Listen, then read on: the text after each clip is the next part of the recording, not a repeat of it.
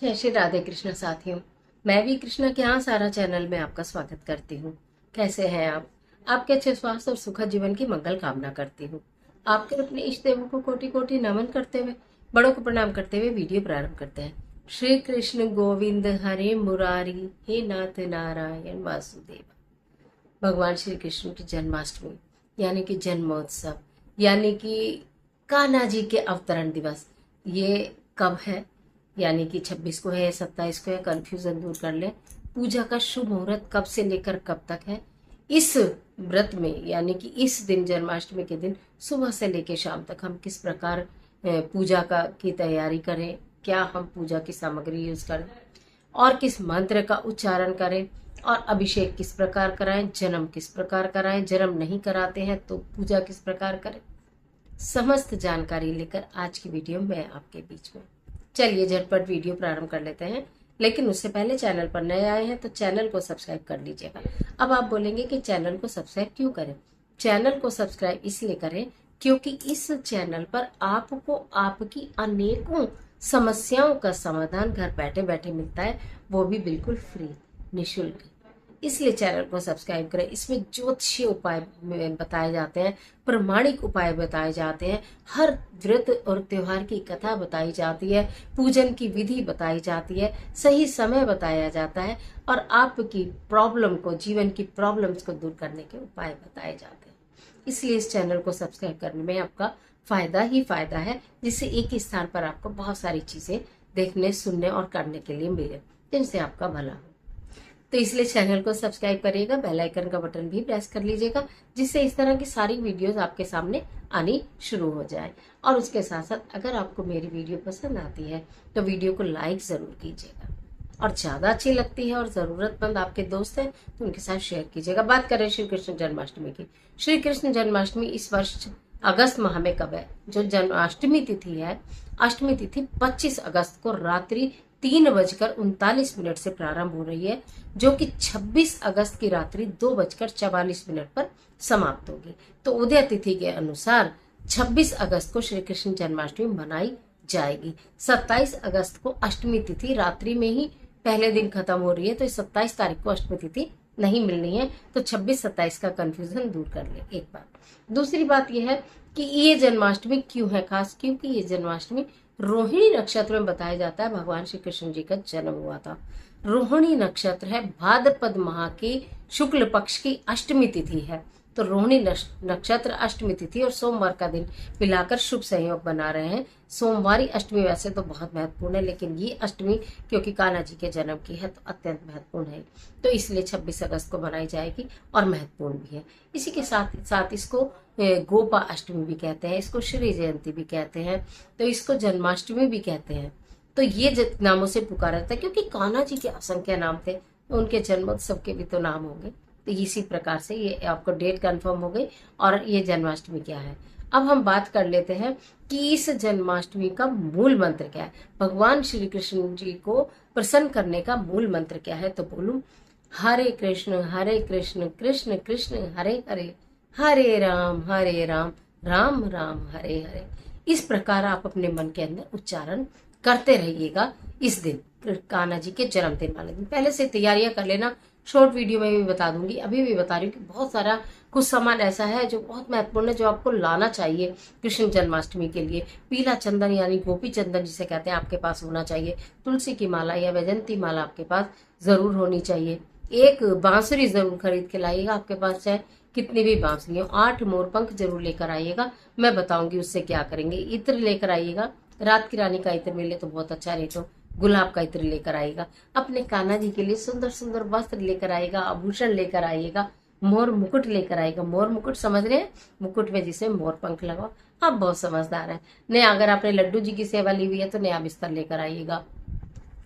अगर आप लड्डू जी की सेवा लेना चाहते हैं, लड्डू गोपाल की सेवा लेना चाहते हैं, तो इससे उत्तम दिन कोई होगा नहीं कि लड्डू बाल गोपाल को आप अपने घर स्वयं ले आए।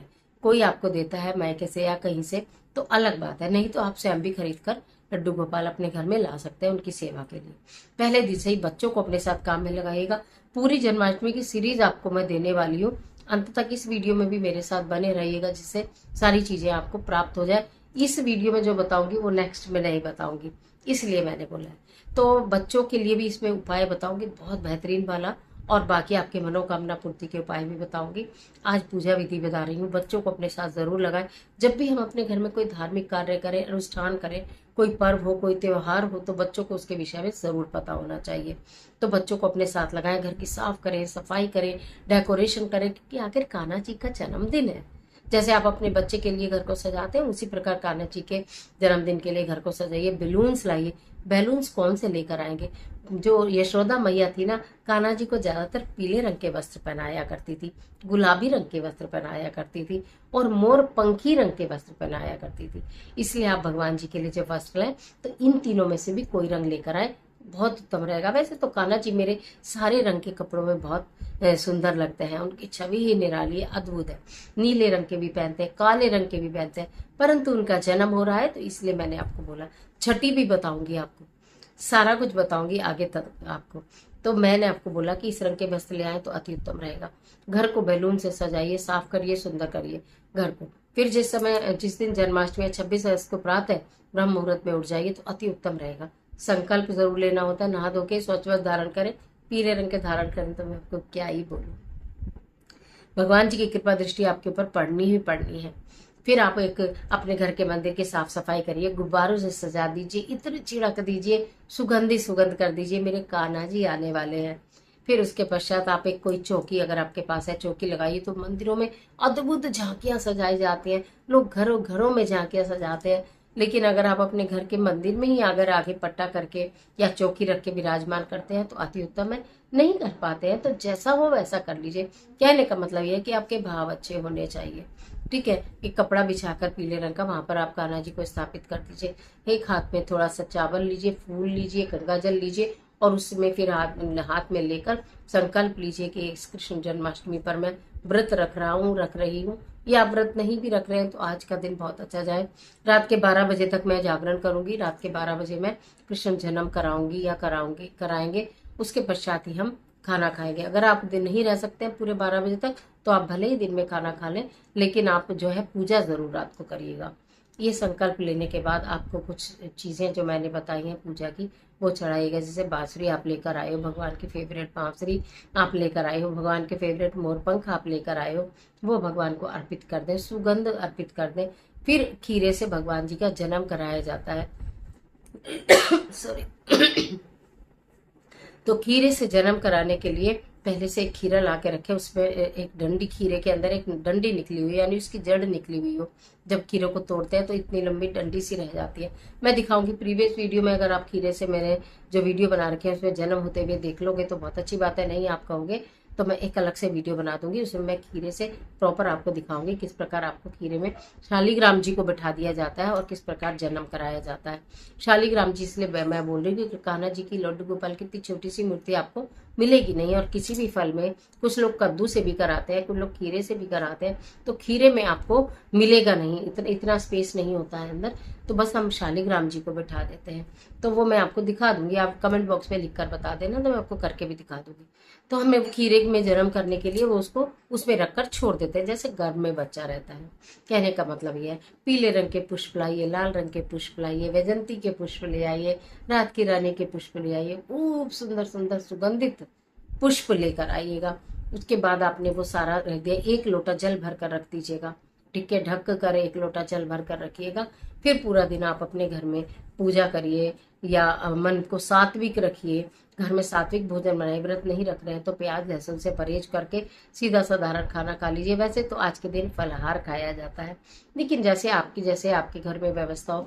कुछ घरों में मैंने देखा है कि खाना भी खाते हैं, शाम के समय खाना खा लेते हैं, तो वो आप देख लीजिएगा, अपना जैसा होता है वैसा ही आप कर लीजिएगा। लेकिन अगर आपको पता नहीं है तो फिर फलाहार होता है, इसलिए बता रही हूँ।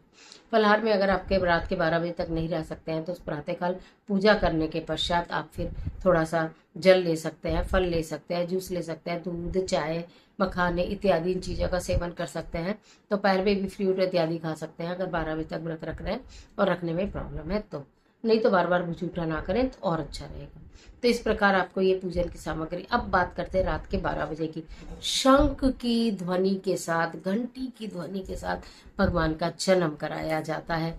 फिर आप उसको जो अपने खीरे में भगवान जी रखे हैं, और अगर नहीं रखे हैं तो जो भी आपके पास मूर्ति है छोटी सी भगवान जी की, आप उनको अभिषेक कराइए पंचामृत से। दूध दही शहद गंगा जल और घी, इनसे पंचामृत से स्नान कराया जाता है। फिर गंगा जल से स्नान कराया जाता है। जो आप वस्त्र लाए हैं, सुंदर सुंदर वस्त्र पहनाए जाते हैं, आभूषण पहनाए जाते हैं, मुकुट लगाकर उन्हें सुशोभित कर दिया जाता है। उन्हें फिर सिंहासन पर विराजमान कर दिया जाता है। विराजमान करने के पश्चात आप उनकी आरती गाते हैं। जो भी आपको कोई गोपाल मंत्र और याद हो, या आप कृष्ण चालीसा पढ़ना चाहते हैं वो पढ़ लीजिए। गीता का पाठ करना चाहते हैं, पूरे दिन में गीता का पाठ शुरू करिए।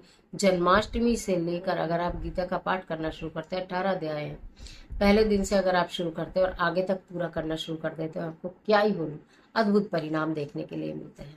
तो इस तरह से आप ये भी गीता का पाठ भी प्रारंभ कर सकते हैं। फिर उस पर आरती करने के बाद भोग लगाया जाता है। भगवान को माखन मिश्री का भोग लगाया जाता है, भगवान को खीरे का भोग लगाया जाता है, भगवान को धनिये से बनी वस्तुओं का भोग लगाया जाता है। पंजीरी बनाई जाती है, स्पेशल यशोदा मैया के लिए पंजीरी बनाई जाती है। तो इस तरह से ये सब भोग लगाया जाता है। फिर जन्म कराने के बाद, आरती के बाद भगवान से हाथ जोड़कर माफ़ी मांगी जाती है, कान पकड़कर माफ़ी मांगी जाती है, और उसके पश्चात आप प्रसाद लेकर अपने व्रत को खोलते हैं। अगले दिन यानी 27 अगस्त को व्रत का पारण होगा। उसका समय बता दूं तो सुबह से लेकर दोपहर के 3:27 तक आप इसका पारण कभी भी कर सकते हैं व्रत का। तो इस प्रकार हमारा जन्माष्टमी का व्रत पूर्ण होता है। बच्चों को इसको अपने साथ इन्वॉल्व करिए, बच्चों का भविष्य उज्ज्वल हो, बच्चे खूब पढ़ाई करें, बच्चे खूब कहना माने, बच्चों के खूब सारे मार्क्स आए, बच्चे कामयाब हो जाए। इसके लिए एक जबरदस्त वाली वीडियो आपको दे दूंगी मैं, चैनल पर बने रहिएगा। जन्माष्टमी की ढेर सारी शुभकामनाएं। आज के लिए इतना ही, इजाजत दीजिए। आशा करती हूँ वीडियो आपके लिए बहुत उपयोगी साबित होगी। मिलते हैं एक और जबरदस्त वीडियो के साथ, तब तक हंसते रहिए, मुस्कुराते रहिए, अपना और अपने अपनों का ख्याल कीजिए। वीडियो अच्छी लगे तो लाइक कीजिए, जितना चाहे अपने फ्रेंड के साथ शेयर कीजिए, क्योंकि कर भला तो हो भला और अंत भले का भला। और कमेंट बॉक्स में ओम नमो भगवते वासुदेवाय जरूर लिखिए। ईश्वर